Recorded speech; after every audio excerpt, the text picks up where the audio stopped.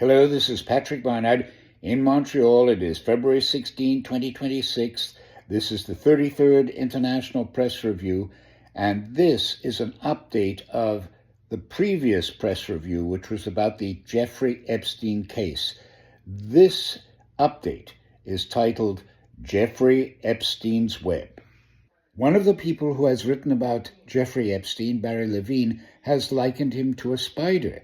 That's a very good metaphor, because Jeffrey Epstein, before his death in a New York City jail, wove all kinds of webs. At the center was this horrible web of pedophilia, but there were many other webs, many other nodes linking various sorts of people. And one of the fascinating things is that when such networks become revealed to the public, when they're opened up to the public eye, perhaps through an investigation or a journalism, then they spill out, they cascade, and the information overwhelms the very people who are connected with it. Now, Epstein's brother, Mark Epstein, did not believe that his brother was a suicide in that New York prison. And he said about his brother, quote, "Jeffrey knew a lot of stuff about a lot of people," unquote. And it's that kind of knowledge of other people and their lives that is now being revealed in a massive way. In other words, Jeffrey Epstein's webs are spilling out all over the place in public, and this story is not going to die, no matter what the White House in Washington wants to think. We're going to look at three journalists and their work very quickly, all about this. The first is Tara Palmieri. Despite her relative youth, she spent a lot of years covering the White House. She's just published an important piece in Vanity Fair on February 12th. Epstein's ghost is calling all the shots in Trump's White House. Let's take a brief look at her in conversation with the New York journalist, the well-known New York journalist, Chris Hayes. And being named in the Epstein files does not necessarily indicate criminal wrongdoing. There's literally thousands and thousands of people named. But there's a big question here, which is what exactly is going on? Like, why did the Justice Department make those redactions? Are we going to see what's under them? And are we going to see the rest of the files? Tara Palmieri is an investigative journalist who writes today in Vanity Fair. Epstein's ghost is apparently calling all the shots at Trump's White House. Lisa Rubin's an MS Now senior legal reporter, and they join now. And part of what I took away from your piece is, like, they're kind of on the other side of that right now. Because every day, someone finds something new that's genuinely interesting and newsworthy. Exactly, or it implicates someone that's in their cabinet. I mean, the latest is Dr. Oz invited Jeffrey Epstein to his Valentine's Day party in 2016, 8 years after Jeffrey Epstein went to prison for soliciting a minor for prostitution, as if a minor could be a prostitute. But, you know, we've got Howard Lutnick, who President Trump doesn't really care to find out why he was still going to Jeffrey Epstein's island in 2012. Again, after he was convicted as a sex offender in 2008.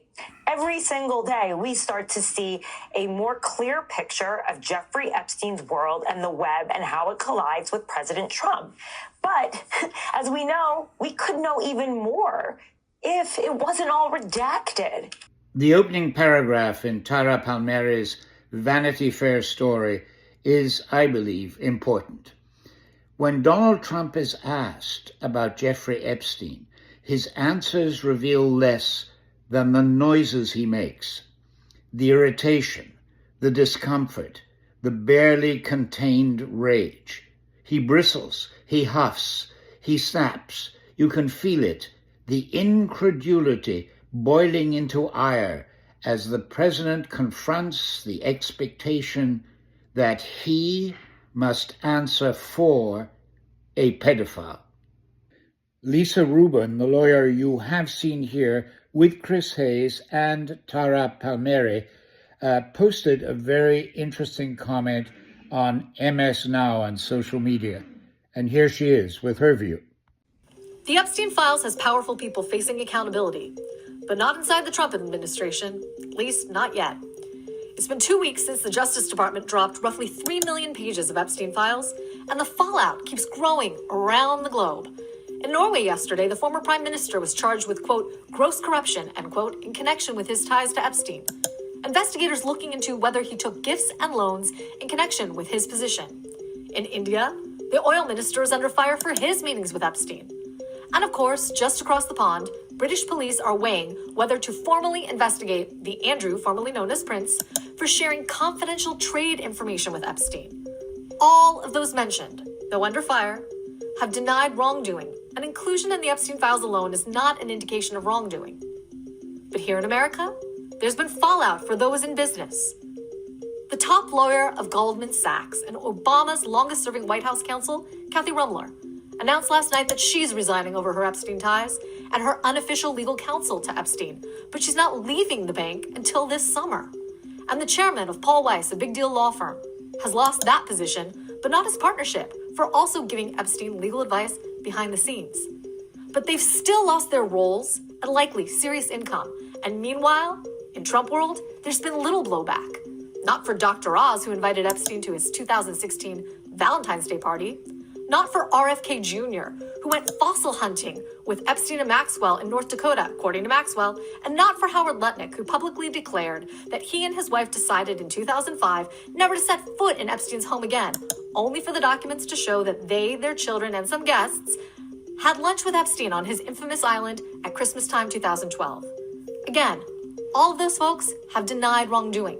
But if they have an Epstein connection, what does that mean for Trump himself, who, while he has more extensive ties to Epstein, has also repeatedly denied knowledge of his wrongdoing? The second print journalist that I want to talk about after Tara Palmieri is a woman called Julie K. Brown.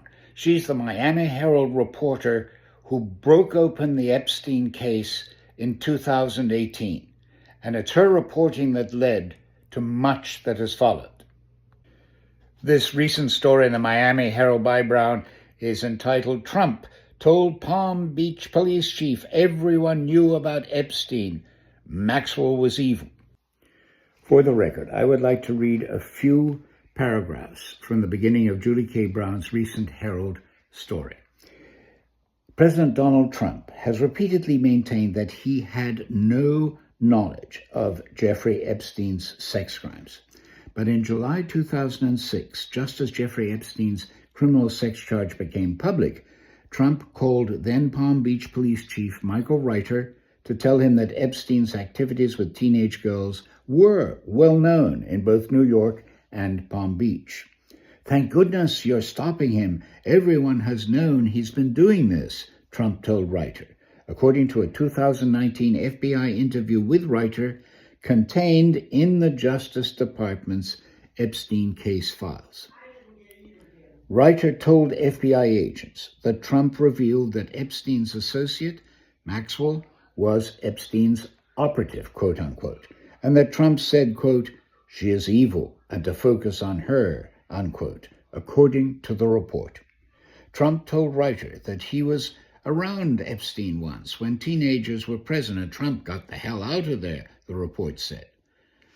That stands in sharp contrast to what Trump told reporters in July 2019 when he was asked if he had any knowledge that Epstein had molested girls. Quote, "No, I had no idea. I had no idea," close quote, Trump said at the time. These press reviews are assembled over usually a period of a couple of days. It's now February 19th, and we can see one huge element of the Epstein Web unfolding.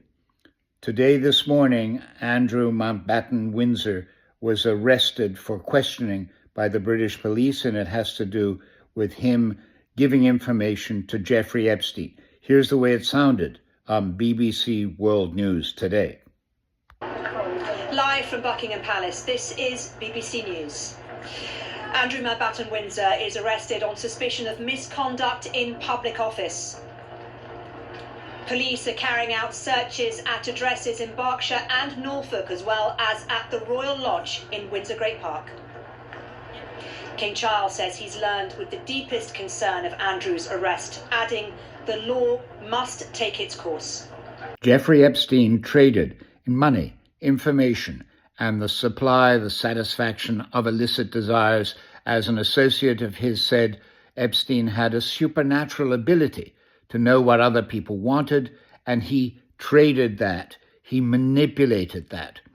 There's a striking contrast between the UK and the USA. In the UK, the law has reached to the very apex of British society. In the United States, not a single rich collaborator of Epstein has been investigated, not to say prosecuted. And the release of the documents is scandalous. 2.5 million documents still have not been released as they should be under the Epstein Transparency Act, and the names of the rich and the powerful have been hidden and redacted, and the names of victims have been unredacted. There's a growing snowball tsunami taking place, and it includes some Republicans. Let's end this press review with the words of Nancy Mace from South Carolina. She's a congressional rep, and she is interested in certain documents that still have not been released. I spent the weekend reviewing some information, and there were pinhole cameras in every single room of every single property of Epstein's properties. Those were not, neither the audio nor the video were included in those files. There were cameras throughout his planes, audio and video. Those were those. There are files that have been taken down off the DOJ's website.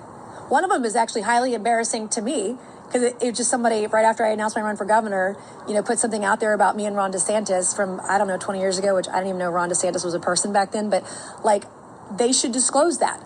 That's in the files, and it was taken down. Why was it taken down?